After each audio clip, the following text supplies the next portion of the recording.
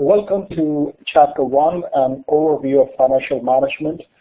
So in this chapter, basically, we'll just go with the very basics of what finance is, and then try to understand the forms of business organizations that typically are sort of formed within the U.S. And when we say the U.S., primarily that is the case pretty much across the world in countries which have a business practices which are similar to the U.S. Countries like Canada or most of the European countries which are part of the EU, for example, France, Germany, UK, Italy, and then Australia, New Zealand. So most of the advanced countries typically have a similar business framework. So what we discuss per se in financial management or managerial finance class this semester would be applicable to most advanced countries, and they are also typically the case for most of the emerging market countries, for example, countries like China, India, Russia, Brazil, which are transitioning themselves towards an advanced economy.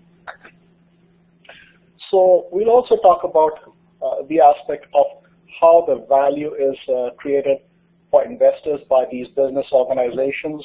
We'll talk about the stockholder-manager conflicts, the stockholder-debt-holder conflicts, balancing shareholder interest and society interest at large.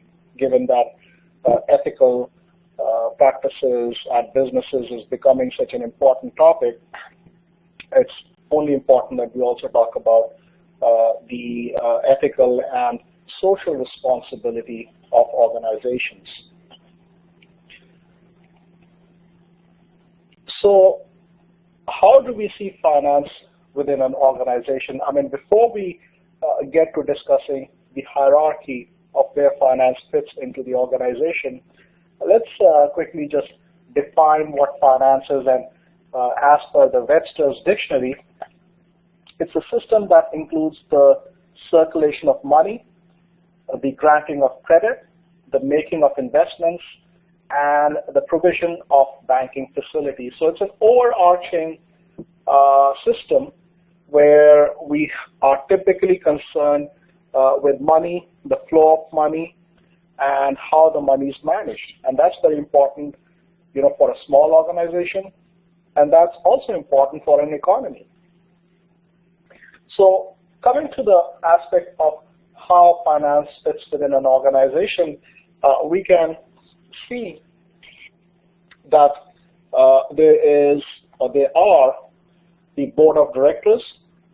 Remember that the board of directors in a typical organization are elected by shareholders, pretty much like the Congress, persons that we elect to represent us for enacting laws or overseeing the economy, overseeing the country. Typically, the same process happens for an organization where these board of directors are elected by shareholders. Why? Because not every shareholder could represent or, sort of say, I need a say in the running of the company. Typically, they do because they're owners of the company, but it'll become, sort of the same system where, let's say, 350 million residents in the U.S., all of them would say, we need a say in each and every law that's enacted, each and every act of Congress that's enacted. That will become impossible to function. So the board of directors are the representatives of the shareholders.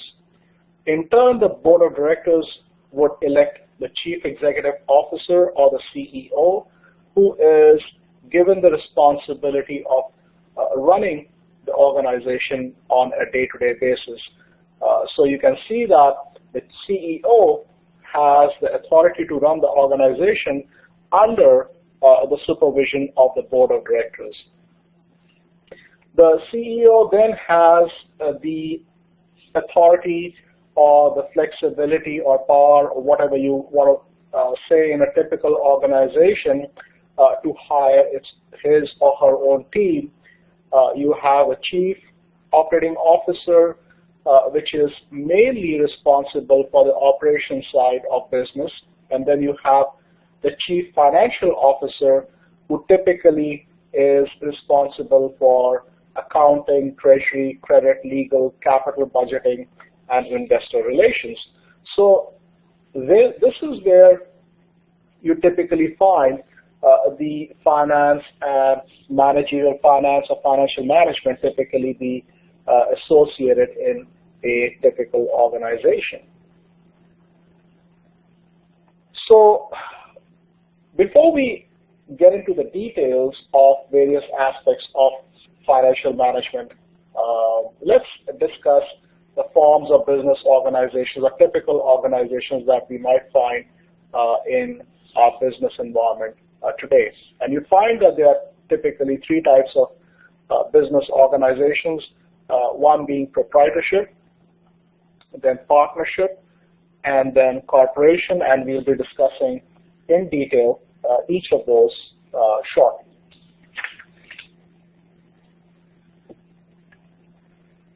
So let's first look at the proprietorship and partnerships, what the advantages and disadvantages are. So first, let's focus on proprietorship, which is an unincorporated business owned by one individual. So it's the simplest form of an organization. Typically, when you start out or start your own business at a very informal sort of a way, there is very little differentiation between the individual and the business, because you're typically the single owner and you are running a business as a self-employment. So with that respect, the advantages of proprietorship are that it's very easy to form. There are very few legal steps. Many cities or many townships make it very easy to apply for and get business licenses so that you can start a business. Many countries like Canada or Switzerland or Singapore, they take pride in sort of advertising in a survey that's called the Ease of Doing Business, that typically you can get all business licenses to start any sort of business typically in a day or 2 days or within a week at the most. What does that mean? So basically, it's a huge advantage for businesses which typically don't want to be bogged down, by legalities or red tapeism or political influence to operate or function a business. So proprietorship that way is the easiest business organization to form. It's also a cost-effective business organization to form because it's subject to very few regulations. You have to do very little paperwork. So typically, one doesn't have to have a fleet of lawyers, accountants, or specialists to just form an organization. Like I said, many township cities make it very easy or simple. They have simple forms, simple explanation. There are people who are available to help out and so forth. So this is a very popular business organization. Also, there are no corporate income tax. Now, remember one thing that I said at the beginning of the discussion of this sort of business organization, that the boundary line between the individual and the business is sort of one and the same. So basically, you are paying income tax, but it's not a corporate income tax. You're paying a personal income tax because what you are is your business, and what your business is you. So you do pay tax, but it's at your own personal income tax level. So what are the disadvantages? Obviously, the first one is it's really difficult to raise capital. So for example, I may be passionate about a product or a service that I wish to launch, or I may have an idea about launching a business.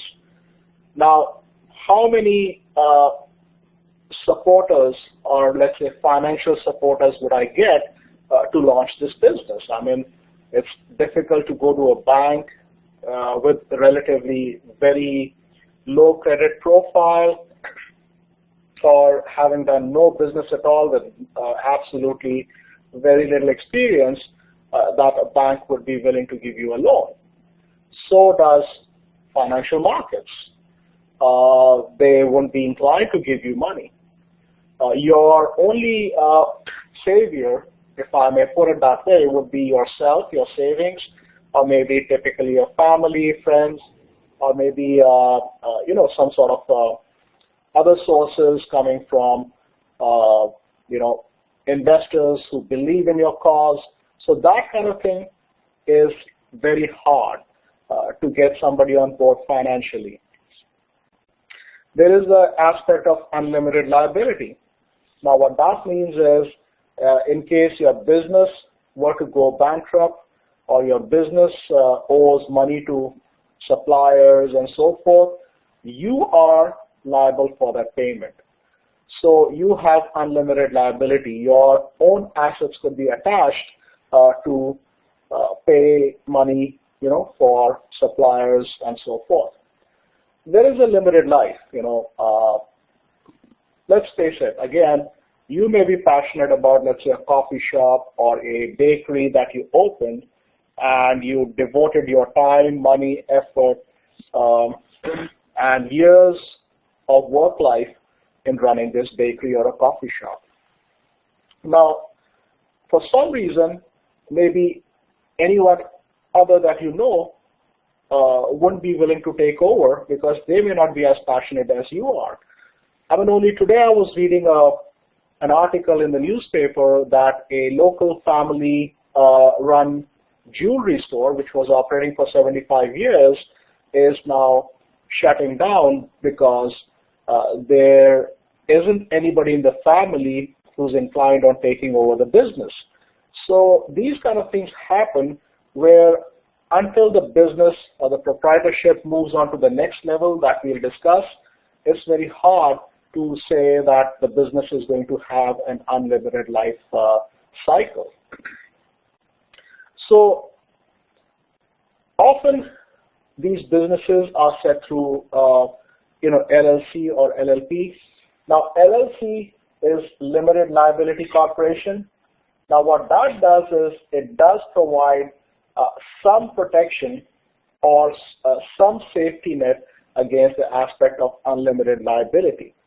So the LLC is a popular type of organization that is a hybrid between a partnership and a corporation, which does provide a limited protection against the liability cost. So it's not that the creditors or whom the business owes money to could come and attach your property to get dues of funds, because now it's registered under LLC or a limited liability partnership, which obviously these two are applicable to the other organizations that we'll discuss shortly. But just so you know, LLC stands for Limited Liability Corporation or Company, and LLP stands for Limited Liability Partnership, which is similar to LLC but used for professional firms in fields of accounting, law, and architecture.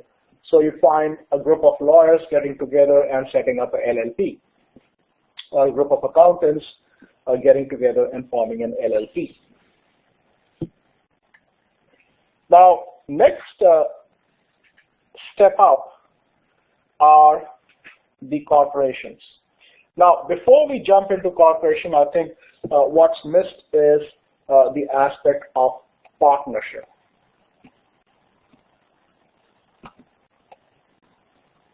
So you have proprietorship, then comes partnership, and then comes corporation. So partnership basically is when you're bringing on partners in your business. If you have a friend, family member, or another expert who probably believes in the same cause or brings to the table expertise, of financial help, and so forth, then you have partnership. So, for example, Apple, for example, was started as a partnership between Steve Jobs and Steve Wozniak. I can't seem to pronounce that name. We also have a similar case for Microsoft, where Bill Gates, with his partner, initiated Microsoft. So we have several examples. Google is the same case where partnerships work. So, for example, in the case of Microsoft, Bill Gates focused on developing the actual programs because he was a programmer, and then his partner focused on marketing and merchandising and so forth, and that helped. Similarly, in case of Apple, Steve Jobs, he focused on product development, he focused on sales and marketing, whereas his partner, focused on the programming and the technical side of things. So that is partnership. And then we have corporations. Corporations have, distinct advantages which you will soon realize. One being that it has unlimited life. Why? Because in eyes of law, corporation is its own entity. That is, for tax purposes, it's an individual. It is a legal entity. It can function as itself. Obviously, with the fleet of the board of directors, the CEO, and then the CFO, COO, and so forth, they function and run the organization. The organization pays its own taxes, and it can have an unlimited life. Now, what makes it possible for having that unlimited life cycle? For example, in the case of Steve Jobs, yes, he initiated Apple, but remember, Steve Jobs was removed from the main company because, yes, he had started Apple, but he wasn't the only shareholder in the company. So by vote, the board of directors removed him as a CEO of the firm. Similarly, Bill Gates, yes, he started Microsoft, but he's not the only shareholder. There are other shareholders. So what makes it really easy for corporations to have this easy transfer of ownership is the share.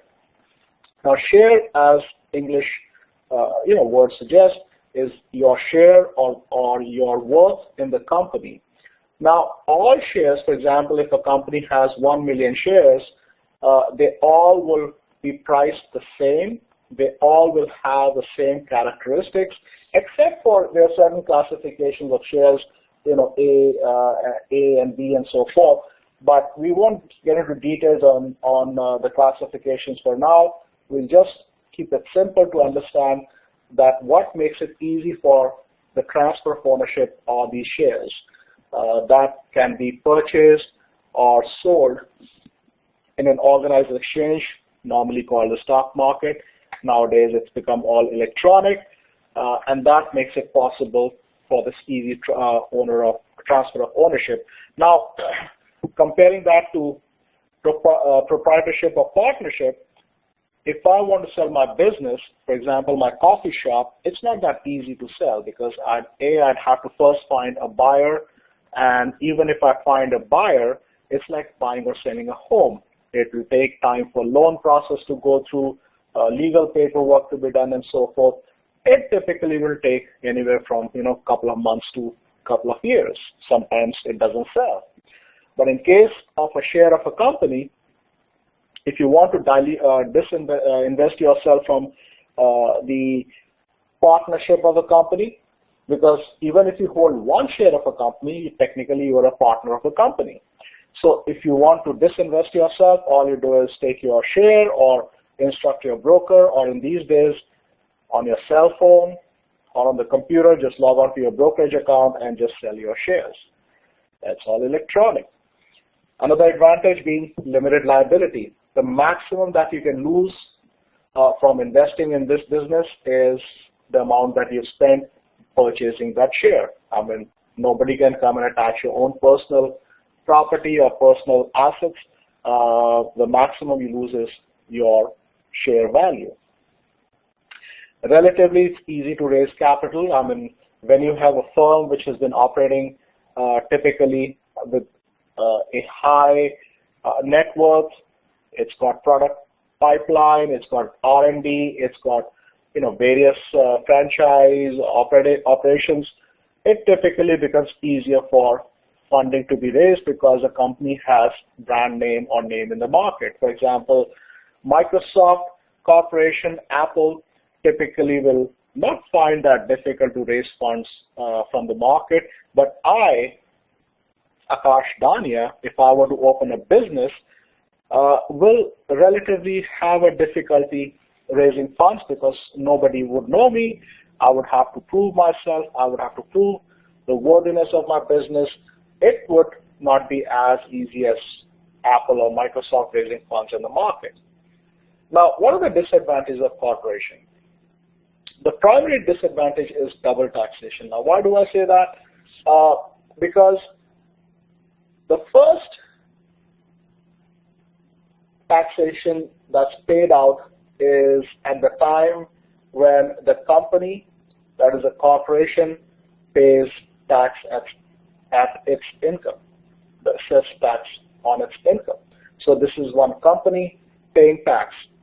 And then if any dividends, which is the share in the profits of the firm, are shared with the shareholders, then the shareholders would pay out tax on their personal income. So that makes it double taxation. So company has paid tax, and then the shareholder also pays tax. Now, here I have to just let you know in a global, because we are in a global sort of a business operation or business operating world, that the aspect of double taxation, it happens in the US, in most countries, but there are certain countries where you don't have the aspect of double taxation. So basically, the company would pay tax, and any dividends that you receive are tax exempt.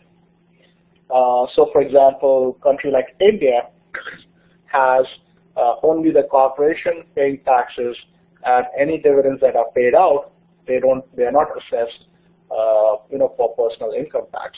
But let's focus because we are learning corporations and business operations in the US. So for the purposes of examination or basic learning, it's just fine to think of double taxation as a disadvantage for a corporation. Now, the cost of setup and report and filing is obviously very high when we talk about corporations, because there are so many legalities, there's so many paperwork that have to be filed. So companies typically will be hiring lawyers, accountants, and auditors and so forth, which makes it very, very expensive to function. And then recently, not that recently, but quite recently, which is around 2002, we had initiation of what's known as the Sarbanes-Oxley Act, which is a law passed by the Congress that requires a CEO and CFO to certify that their firm's financial statements are accurate.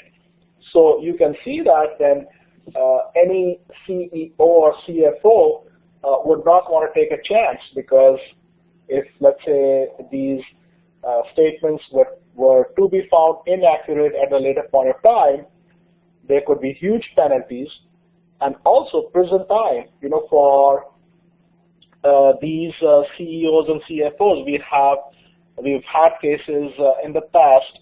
For example, there were the cases of Enron. That was fraudulent. They knew exactly what was going on. But besides the fact that they are aware of it or not aware of it, there is going to be a higher cost, because the CEOs now wouldn't want to take chance, and they'd want to make double sure that everything that they're filing is correct. So let's talk about the stock prices. Now that we've discussed what stocks are, typically the stock of a firm they're traded in the stock market, and they are traded at a typical price, which fluctuates instantaneously almost now that we have electronic exchanges and they're all over the world.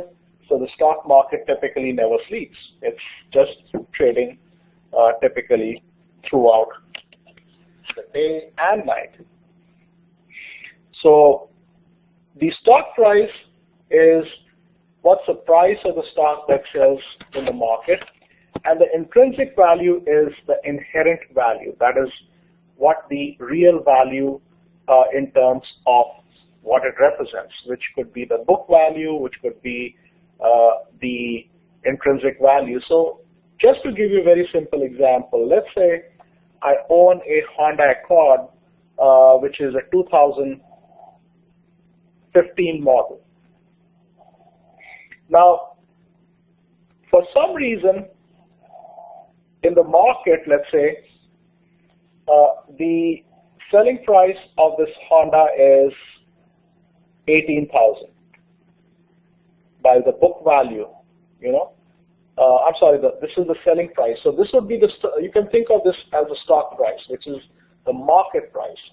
But when I refer to the book value, which you can look through, Kelley Blue Book or some other sources where a suggested price is provided given the features, the color, and the condition, let's say that price is $19,000. So what that means is that if I were to sell my car today, even though the recommended book value is $19,000, the market is only going to give me $18,000 because that's the going price. Now, why is that? It could be for several reasons. Let's say this was an older model. In 2016, a new model might have come, and the demand for the new model might have picked up, and the demand for older model might have dropped. Or let's say some engine component were to be found flawed. For example, there were flaws in the airbag system of Hondas, and that could have created some suspicion in the minds of buyers not to buy certain years. So same analogy can be used for companies. I mean, companies, for example, let's take example Apple. I mean, Apple is a very strong company. It does come out with really good products. Their products are very well liked in the market. Each time they come out with a new version of their cell phones or their watch, it typically sells out. Every time, experts would say, well, the next time Apple will not be able to sell as many number of cell phones, but they are able to beat the market estimates. But in last version, when Apple introduced its new version, it is getting competition from Samsung, LG, and so forth, because they have slowly competed and have come to a development stream of their own version of cell phones, which are competing for the same buyers that Apple has been doing.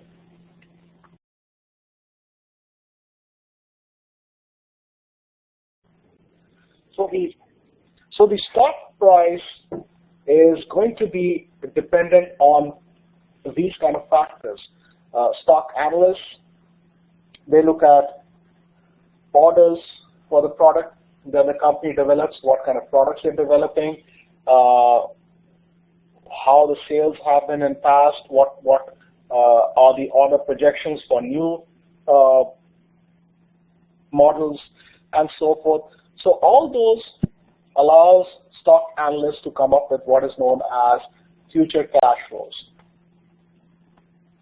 That is, what is the expected, you can simply think of it as profits that the company will be making in future. Now, it's too early to get into these technical things, but just to let you know that the stock price of a company is not dependent on what's happened in past.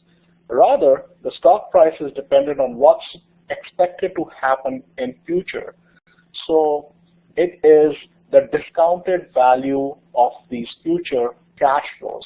So again, right now, just think of it as very simply the stock prices to be dependent on expected future cash flows. We'll be discussing those details later on. And the intrinsic value you can think of as the inherent value, which is a long-run concept. Now, it could depend on companies' assets. For example, if you add all the assets of the company, machines, inventory, building, plants, furniture, its fleet of vehicles, any stores, add all of them. The value that you get is going to be the intrinsic value. That's the inherent value. And then take all the shares that the company has in the market, multiply that with the share price of one share. That's going to give you the market value of the firm.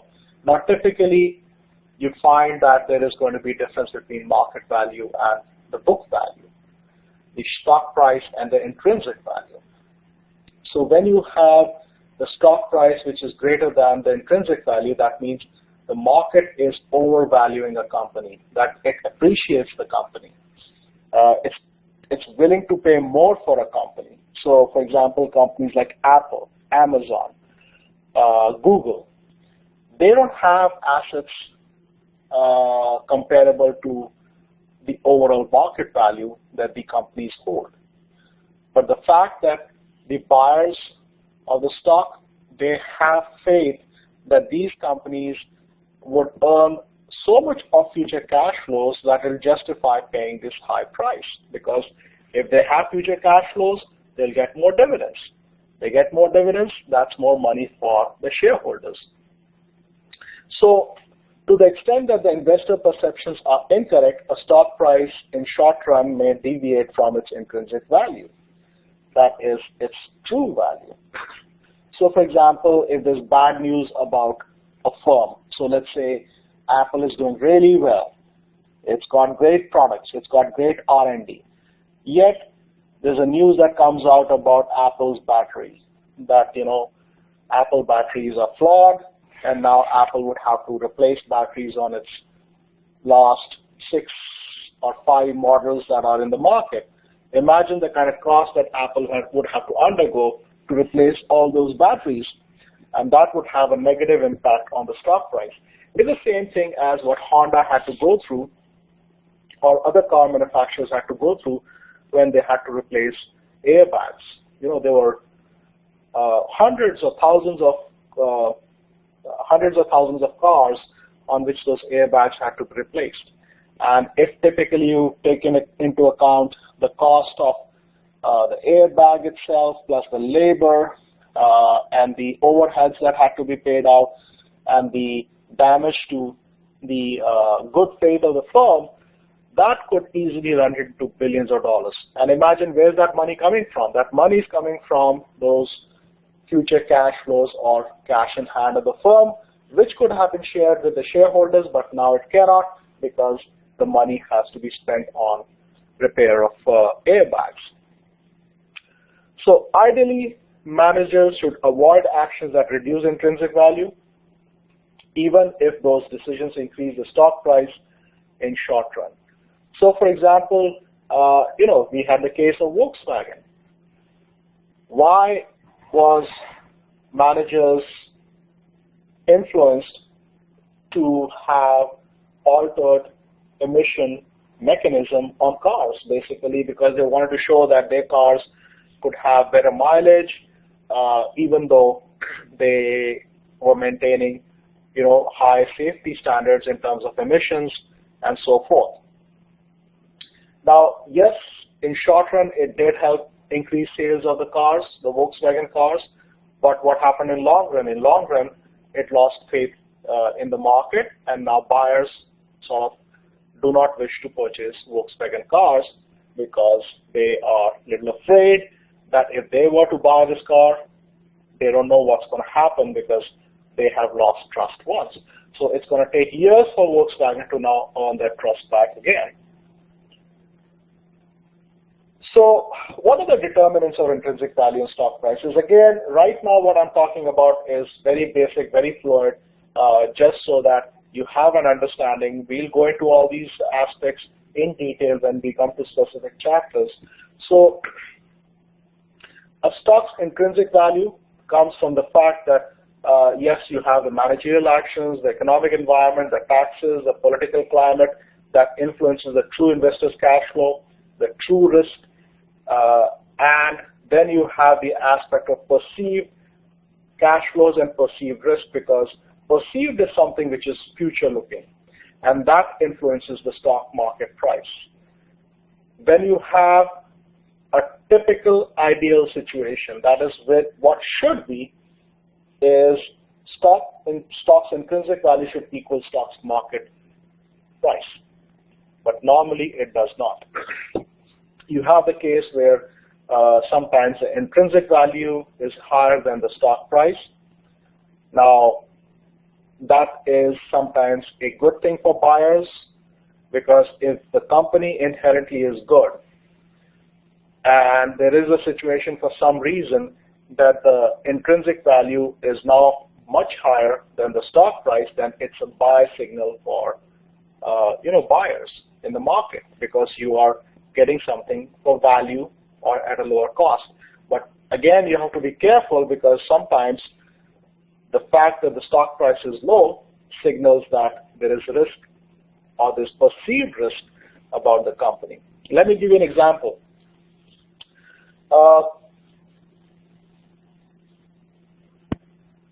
Around 2008, when we had the financial crisis, we obviously had huge impact on financial institutions, especially banks. And Bank of America at that time, because of all the factors, the shares of Bank of America were selling at $2 some cents. Warren Buffett, who's a well-known investor, he seems to have a magic, inkling in whatever he invests turns into gold. He bet heavily on Bank of America. And when he was interviewed, he mentioned that he had faith in the management of Bank of America. He had faith in the Bank of America as a whole. And he saw that the stock price was way lower than the true intrinsic value of the stock. So he bought heavily into Bank of America. And rightly so, just in a couple of years, the stock price returned several times his investment. So these are some signals, but again, does it happen all the time? No. I mean, look at the case of Research in Motion. I don't know if you remember, there was a handheld device called BlackBerry. There was a time when everybody used to have a BlackBerry in hand, but how many BlackBerries do you see anymore? None. So the fact that the stock price of BlackBerry was, going down when its device sales were plummeting doesn't mean that it's going to rebound, because BlackBerry or BlackBerry's management never showed the true willingness to really do something about its products and to change its line and become competitive in the market again. Same example with Apple.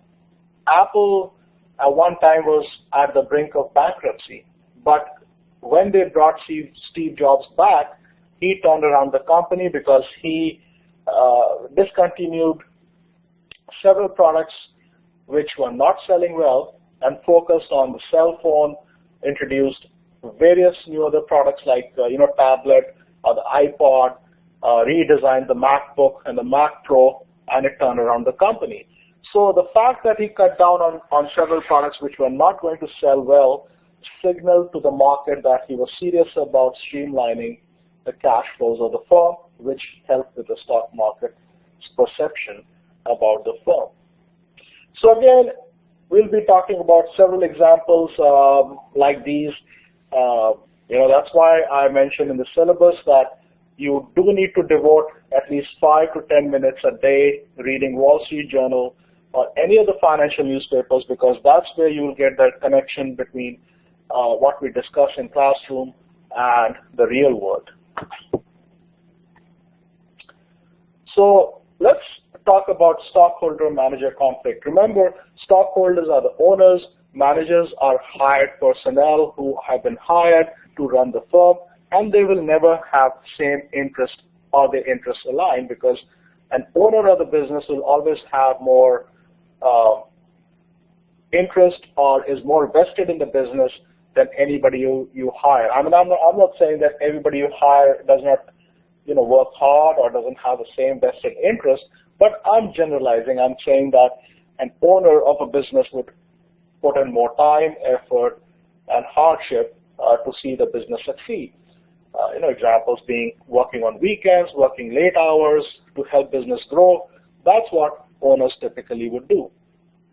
So managers are naturally inclined to act in their own best interest. If they find that launching a certain product will help them in terms of getting more bonuses or raising their salaries, they'll do it.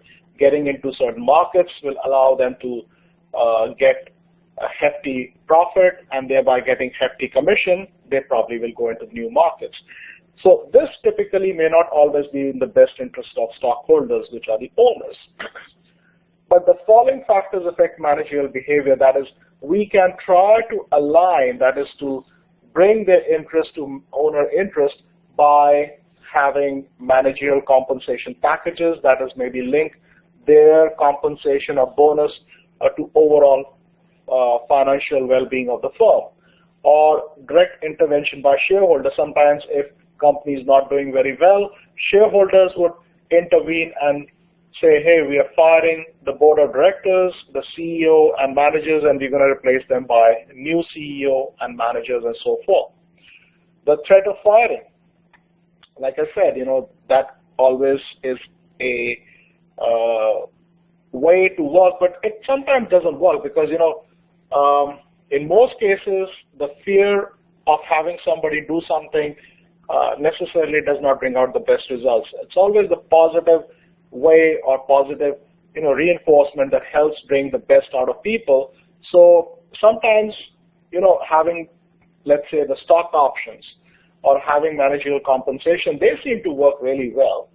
Or the threat of takeover. Sometimes if the firm is not doing very well and the shareholders fear that their investment is getting eroded, they might just reach out to another firm, or other firm might reach out to this firm and say, hey, we'd like to take over and we'll offer you XYZ money for the existing shares. And that sometimes also works. Last I remember was the case of Yahoo. It was once upon a time one of the biggest web browsers. Nowadays nobody uses Yahoo as much, but there was a time when Yahoo was losing out on business, and there was an offer to purchase Yahoo by Microsoft, but the management team of Yahoo at that time fought hard to not allow that takeover to take place, because obviously they feared that once Microsoft takes over, Yahoo's own team, or especially managerial team, would be fired, because when typically one company takes over another company, you don't need two HR department, or you don't need two legal department, or you don't need two managers for a job. You typically have one. So the taking over team typically replaces the managers that have been taken over by their own managers, so that they have better control. Stockholders, debt holder conflict. Stockholders are more likely to prefer riskier projects because they receive more upside if the project succeeds. By contrast, the bondholders receive fixed payments and are more interested in limited risk. In case of stockholders, if the company is taking more risk, they are being compensated by more rewards typically if the plan succeeds. But let's say the plan does not succeed because of the risk. Who are the losers? Yes, the stockholders are the losers, but so are the bondholders who have loaned money to the firm. So bondholders are particularly concerned about the use of additional debt, because the more debt you take, the more riskier the firm becomes. I mean, think of it on a personal level. For example, if I'm earning, let's say, $50,000 a year, I have a debt of $2,000, that is still manageable. But let's say if I keep on taking debt, and my total debt now comes to about $45,000. So imagine how I'll be able to service this debt, that is to pay off this debt, if I'm only earning $50,000, because I'll also have other costs, rent, my car payment, my utility bill, food bill, other liabilities, and so forth. So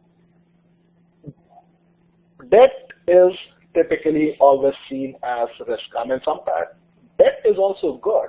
We'll discuss that, but there are certain thresholds when debt is crossed over, it becomes risky. Bondholders attempt to protect themselves by including covenants in the bond agreement that limit the use of additional debt and constrain managers' action. So they might say, well, you can only have X amount of debt taken, or the debt can only be used for so-and-so project, or any other covenants that they might want to add. Covenant meaning any restrictions and so forth. Now, coming to the fact of balancing shareholder interest and society interests, again, as I started out, yes, the number one goal of a manager or management team is maximizing the shareholder wealth, which translates into maximizing the stock price or the share price, because if my share prices go up or is maximized, so does my net worth. So value of any asset is present value of cash flow streamers to owners, which is what I discussed a couple of slides ago, that free cash flows or projected free cash flows in the future translates into net dividends which are paid out to stockholders, which is share of profits. And the more money that is earned by a firm means the total net worth of the firm is going up, so is the net worth of the shareholders, which is good for society, because if I'm earning more money, I'll spend more money, I'll pay more taxes, and that is good for overall society. So most significant decisions are evaluated in terms of their financial consequences. Now, stock prices change over time as conditions change and as investors obtain new information about a company's prospects. Like I said, good news or bad news. If there's good news, it's highly likely it'll result in a higher stock price. If there's bad news, you would have the complete opposite. Why? Again, because bad news could translate into a declining future cash flows in future, thereby having less of dividends paid out. That means less of money to investors. So managers recognize that being socially responsible is not inconsistent with maximizing shareholder value, which is becoming the thought today. And it's the fact that, again, to bring the aspect of how the stakeholders of companies, important associations like suppliers or customers, how they're treated. For example, in the US, the main important entity for a corporation are the shareholders, because if shareholders are happy, it'll mean bigger bonuses for managers, bigger bonuses for the CEO, and so forth. If shareholders are not happy, that would mean, the adverse situations that we discussed in the previous slide could result even in firing. Now, what about customers? Yes, customers are important, but to an extent in the US. But let's take comparable examples of countries like Japan, where it is sort of a natural, or it comes as a culture in, you can say, pride of coming out with a quality product which customers can use and it lasts forever. So, for example, Sony nowadays doesn't come out with many products because they have been in financial difficulty for some time, and the fact that they were not compromising on quality, and that was a result of one of the main reasons why they just didn't have too much of cash left for their future R&D projects and so forth. But if you had any Sony product, you'd find that it lasts, at least 10 to 15 years. I mean, without any doubt, because of the kind of quality that the product was made at. And it's not because Sony focused on quality; it's just a culture of the workers and the company and so forth, that quality was part of manufacturing. It's not just one process that happens at the end of the production pipeline that there's a quality control department. Quality happens in each and every aspect of the production cycle. Same thing, for example, in Germany. Germany, the stakeholders are equally important as stockholders. What that means is the suppliers. For example, in US, if a company shuts down, if a company goes bankrupt, for example, in the case of GMC, around the recent financial crisis, when they shut down several plants, they really did not focus on, looking at the best interest of its employees, the employees who may have worked at the firm for maybe 10, 15, or 20 years, or the suppliers who had built their own little production facilities around these main production facilities where they were supplying products. So the fact being that in that case, the managers were focusing only on the shareholder net worth, that is how to maximize their net worth and not focus on the stakeholders. But in Germany, it is equally important to focus on stakeholders, that is what will happen to the township, for example, if the company were to shut down, or what will happen to the suppliers who placed a faith in the company to open up their own production centers around the company. Or what about the employees who've been working at the company for several years? So there, the society at large thinks that yes, it's okay to earn a little bit less, but to have importance, for the stakeholders. So these are some of the cultural factors which I think you should focus on, some of the management class, international management, I think it's discussed. When you discuss those, try to tie that, with the discussion that we're having here, where cultural factors make a huge impact in organization and functioning of the firm. So this brings us to end of discussion on chapter 1. Thank you so much for listening, and I am going to come back with the next chapter pretty soon.